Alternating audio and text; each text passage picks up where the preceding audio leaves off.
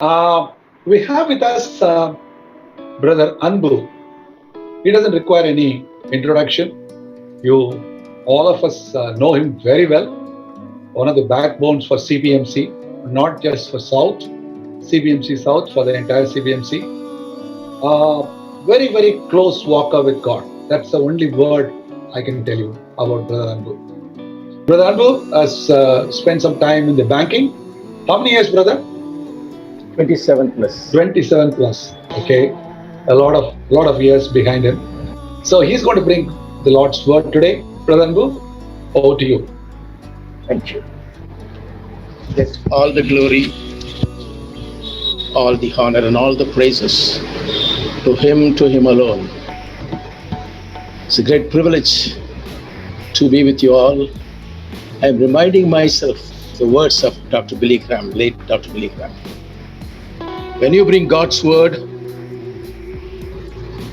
in God's presence, with God's power, to God's people,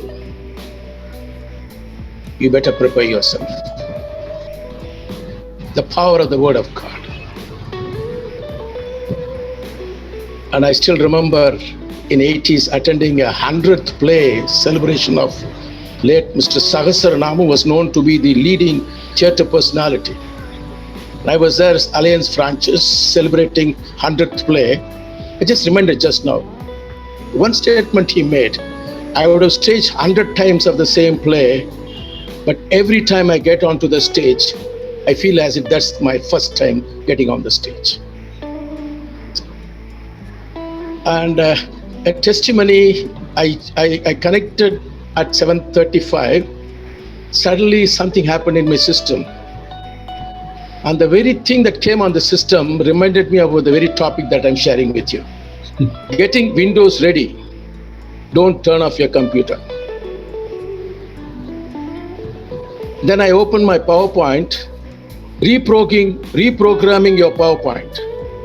I don't know. That's the delay, that 5 minutes, Then God said, if this system could do so much, how much your neck-top computer created with so much needs reprogramming. So I may not be teaching or preaching or talking. I just want to refresh your neck-top computer because it's very powerful. And it seems once a king asked his advisors to prepare a statement that would be always true. So advisors came back with a statement saying, this too will pass. Hope you agree. Maximum, I was just calculating some of our age this morning. I don't know why George asked me about the age. Early morning I was thinking, I don't think anybody is here above 75 if I'm right. I know 70 plus, definitely not 75 plus. Am I right, Bastian? Someone has lifted his hand. Maybe, can you hear me, Bastian? Or no, why I say this, if just within this 75 we could experience, talk and think so much, imagine thousands of years, 2,000 of years, how many things would have passed, and this too shall pass. A true statement that stays altogether. And it is John Stott who says, I had the privilege of spending 3 days with him. I thank God for that privilege even now. He says, we need to have double listening. One is to listen to the cry of the world, yes, and then listen to the voice of God for directions and guidelines. So, which side will you depend on is the question today. Sometimes we lean so much on the cry of the world and not giving much time to listening to the voice of God for directions. So my ultimate purpose at the end of this sharing with all of us, our minds will shift from the current view of situation to a better view of situation. Let's shift. People talk about paradigm shift. I don't know. I'm too illiterate on debate on explain on paradigm shift. The words itself is enough. I don't need to explain what is paradigm and what is shift. All that we need shift. That's it. You don't need to worry about too much jargons today. Some of the world is flooded with jargons, and I used to get excited when I listened to some of the jargons. But ultimately, the purpose: shift, reprogram, change. That's the word. Quickly biblical, I leave it to you. Note down this from Luke 7. We have two questions. Luke 7:18. Here is a guy who invites Jesus Christ. And a lot of people are there, business people, lawyers, doctors, tax collectors, everybody is there. And this guy feels very high because Jesus has come into his house. You know this, so I'm not going to explain. And suddenly a lady enters the house. And you know what she did? She put her chairs and wiped and put the costliest perfume, everything. And I just bring in one thing. When this was happening, the one who invited Jesus, knowing fully well who Jesus is, the word of God says he was talking to himself. My dear friends, one area that God changed me is with my self-talk. I knew many years, many a times, my self-talk was not okay with God's mind. Are you with me? Many times we have a self-talk, thinking nobody knows. Here is a man, he was talking to himself. What is the talking? If only if this man is a prophet, why suddenly a doubt? You are the one who invited him. If he is a prophet, he must be knowing who this lady is. Now, I leave it at that point for your learning. You think he never knew who the lady was? He knew much better than this man knows about. And he talks about forgiveness and love. Self-talk, we need to reprogram many times. I have gone through this experience. Negatives. When you look at a person, suddenly a self-talk comes.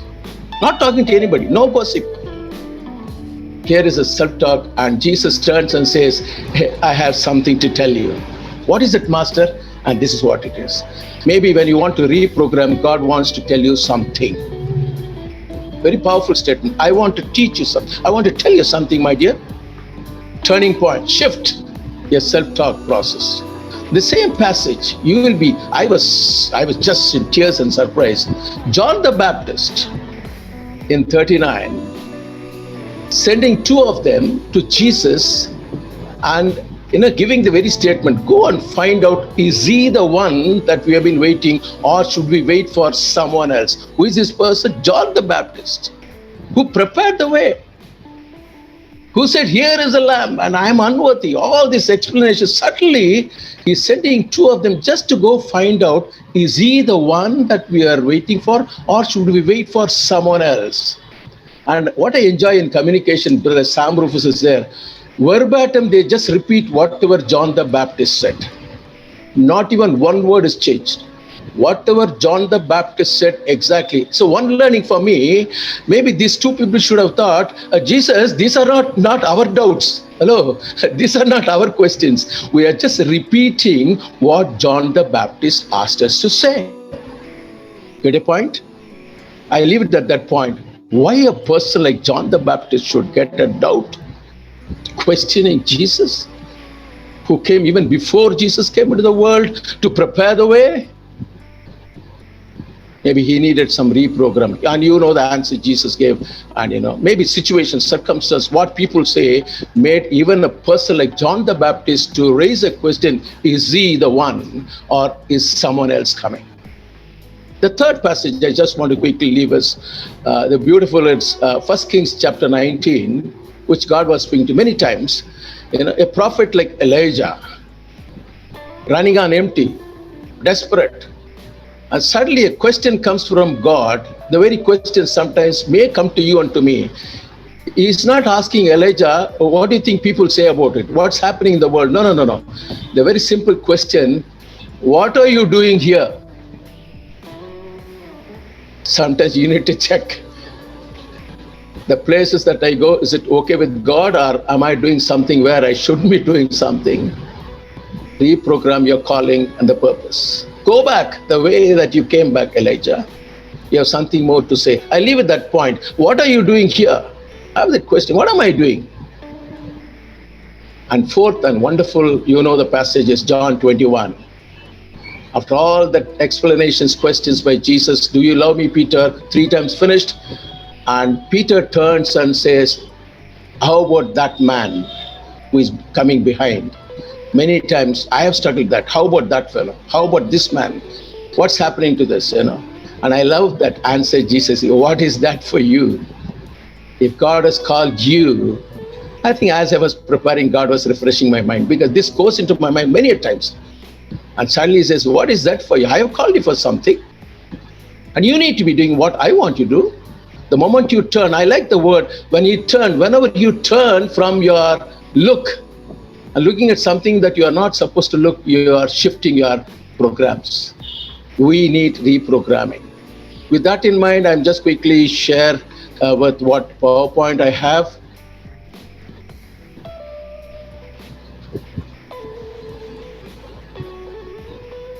You can see the PowerPoints. Yes? Yes. And somebody told me when this PPT style came in, I asked them, why PPT? Because we used to have overhead projectors and slides, whiteboard and all. But somebody made to say this PowerPoint is the one that creates, the image that gets into your mind. Then I thought, why should I explain it if that can create an image in your mind? So I'm not going to explain. I'm just quickly run through the slides, and after that we'll have enough time to share. That was my purpose. So I'm not going to teaching. Maybe wherever needed, I'll just pause and make a comment on it. Otherwise, we'll just do our reprogramming. Get ready. Maybe some of you need reprogramming today. Get your Windows ready. Do not turn off your computer. Isn't that a technical language that needs even our mind to be operated?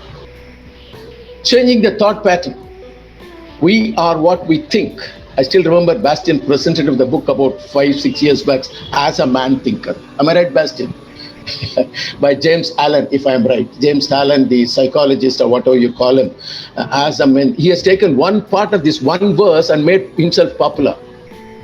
He has left out the second part. He just said, as a man thinker. But here, as a man thinker, so easy is the word, which is thousands of years old. Some of these powerful statements of some of our contemporary experts in management and leadership are the root taken from the word, For example, Stephen Covey's statement, begin with end in mind. There's a word in the Bible. It's good to have the end in mind with, before you have the starting. ஒரு காரியத்தின் துவக்கத்தை பார்க்கலும் முடிவு நல்லதுன்னு ஒரு வசனம் இருக்கும். தமிழ்ல எனக்கு சொன்னா ரொம்ப என்ஜாய் பண்ணி சொல்லுவாரு. ஒரு காரியத்தின் துவக்கத்தை, even this session, it's not how I started. I am much prayerful in saying, Lord, how do you want this session to be finished today? Is there a need for us to reprogram our mind? If you want to have effective thinking process, simple, Philippians chapter 4, verse 8. Finally, brothers, a lot of things. You can go through that and just check for yourself. Tick in those areas. Where do you rate yourself on the 10th of July 2021? Noble thinking. Finally, brothers, think whatever that's noble, whatever that is, admirable, whatever that's lovely. Just tick. Where are you there? You will know there is a need for reprogramming. Some are excellent, some are good, some are satisfactory, some needs changes. Too much negative input can be hazardous to spiritual growth. I believe, including me, we are open for too much of negative inputs from all sides. All sides. Giving too much attention to negatives causes us to become an expert at fault finding. Still, I play this game, but not as I was maybe a couple of years ago. Fault finding is an excellent game, It's more like a chess, one-to-one game. You don't need to have a team to have a fault finding game. It's easy to fault find. And there are some experts in fault finding. You just talk to them for 3 minutes. All the 3 minutes will be finding fault with the rest of the whole world. Making you to believe he's the only guy under the earth, who can change the whole world. But I am a person who God is still working on me to reprogram my mindset, giving too much attention to that. Reprogramming is simple. Reduce negative intake, increase positive input. You and I need to be extra careful in today's world, including myself. I am experiencing it. I'm sharing something that I've gone through experience. Reduce negative intake, because you and I cannot totally ignore negative intake. It's there already in the air. Don't capture it. Increase your positive input. Your output is determined by your input. You know, that's a computer language. And the old language, I know that word is not used now. Something like, when these computers came, it was very popular. Now nobody talks about it. Garbage in, garbage out. I'm glad none of them remember those words, because the word garbage itself gives a meaning. So we don't need to put garbage in and garbage out. But your output is determined by your input. You cannot be taking in negatives and stay positive. Sometimes I talk positive, but I take negatives. I love to take negatives. Very entertaining. Negatives always enjoy. Even the news that you go through, I leave it to you. What is the percentage of negatives and positives? Even the news, at least many times the negatives are reported immediately. Many positive things are happening right now. Whenever God is at work, so much is happening all over the world. You cannot doubt that. As long as God is alive, as long as God is at work, even in and through you and through me, you can be rest assured so many things are happening. Positives. When God is in it, it has to be positive. Of course, the negatives there contributed my life, your life. Shun the grumbling crowd. Some are professional grumblers. If they don't grumble, the day will not come to an end. And they will choose somebody to grumble also. They need somebody not to grumble. But sometimes grumbling will be alone. Have you experienced that? If you don't have anybody to grumble, you will be grumbling alone. Sometimes I enjoy it. I tell my wife or myself, both of us will be grumbling. She'll be grumbling in the kitchen, I'll be grumbling in the hall. We won't see each other, but we'll be grumbling each other. She will be talking something, I'll be talking something. Have you experienced that? Grumbling. Refuse to listen to harmful gossips. Some gossips are very harmful. Of course, some gossips are facts-based, but some gossips are harmful. And I have come across some people telling me, brother, I'm only telling you, hope you will not tell anybody. This fellow would have gone for 10 people telling the same thing. Gossip is very powerful today. Mind coaching. You and I need to have some mind coaching. Chronic complainers, chronic, something that cognitive virus I call. The virus is in different forms. We have the mind virus also, reacting to troubles. Another first habit that Stephen Covey talks about, be proactive, not reactive. And I can tell you by experience, I have learned a lot of things by reacting. Even now, if you ask me, there is a percentage of reactive mind in my lifestyle. I need to laugh at myself and admit it. There is still a person, but I'm conscious, Lord, help me to be proactive with my wife, with my family, with my colleagues, wherever you are God's children. Don't be reactive. Chronic complaints, doubting God's care. If our conception of God's care is not even in our circumstances hand, we may finally find ourselves doubting His love. That's what happened in Israelites. I don't need to explain. Exodus 14 and 15. You will see a scene of God's positive works, miracles happening, but you will see a sea of negative thinking in the minds of the people. Isn't that true? God is at work and people's thinking are negative. Miracles after miracles, dividing the sea, bringing manna from above, changing the bitter water to sweet water, all miracles. Even in our own life, whether you are 65 or 70, just rewind and say, what an amount of miracles and graces and things He has done in your life. Many things that you cannot even think of, you never even thought about it. I never thought I'll be sitting here on 10th of July 21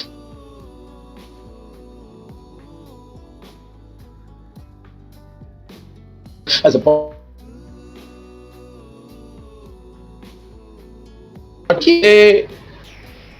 the IQ has gone to so much that people need their emotional strengthening.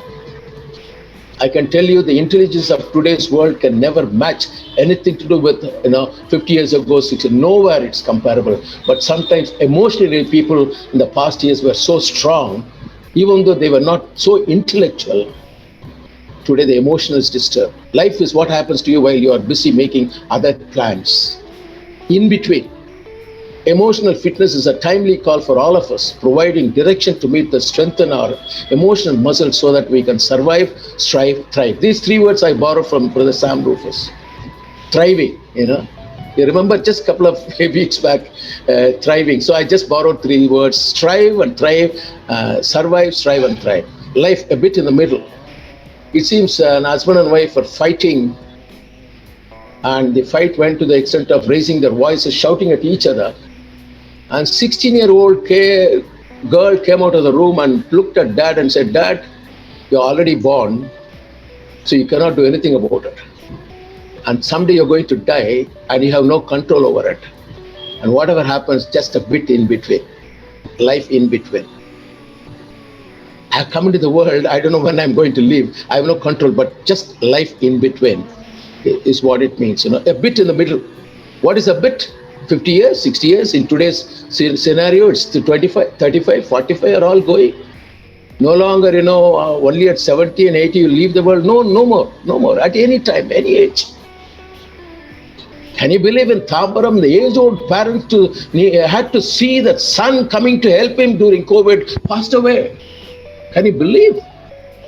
Son came to take care of the age-old parents. He got into, that's the story I heard.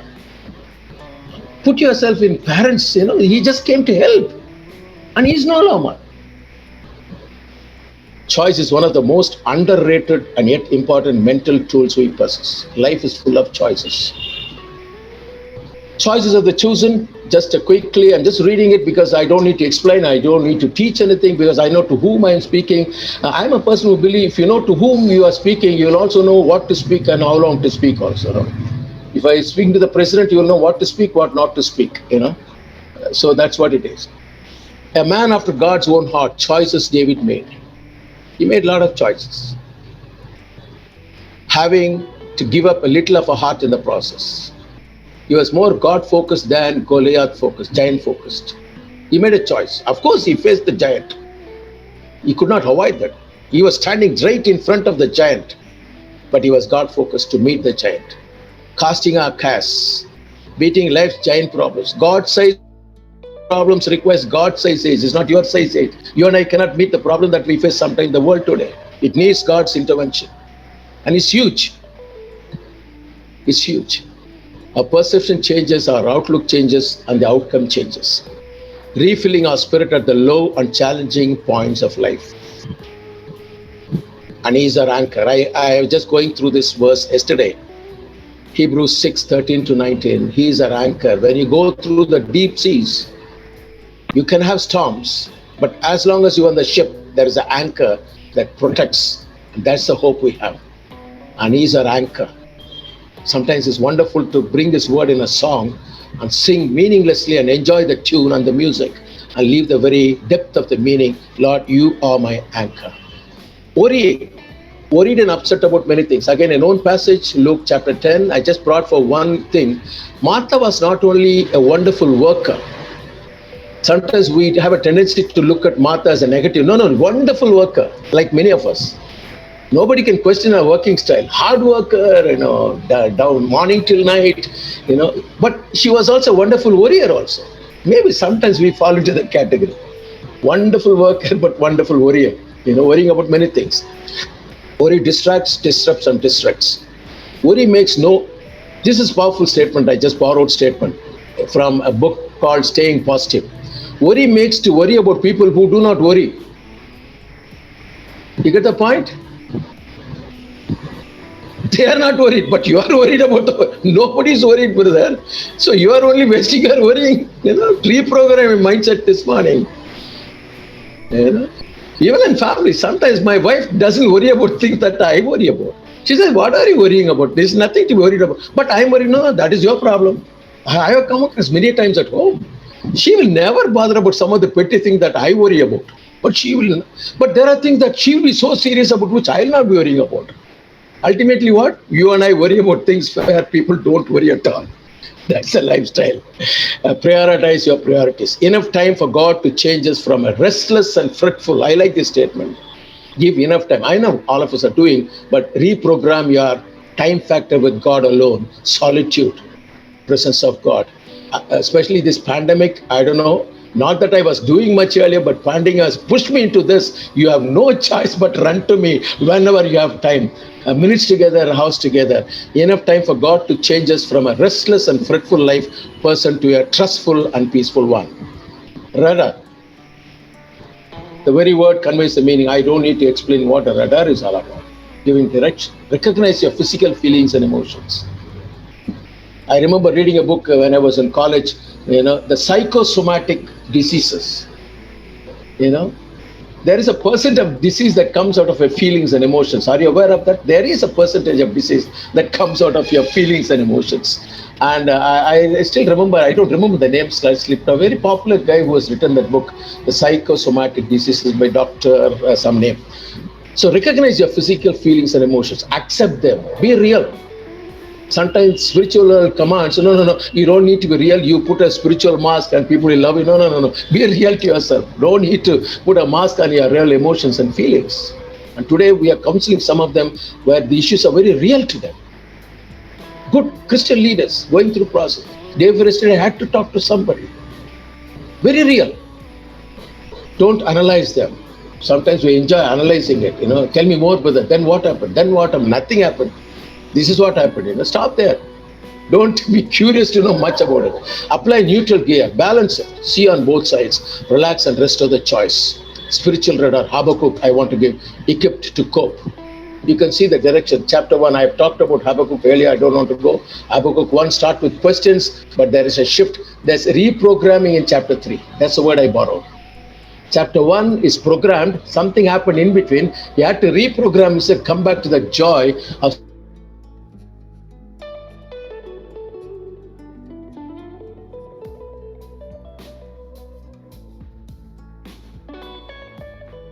this I am experiencing during this pandemic.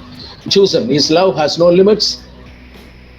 His grace has no measure. His power has no boundary.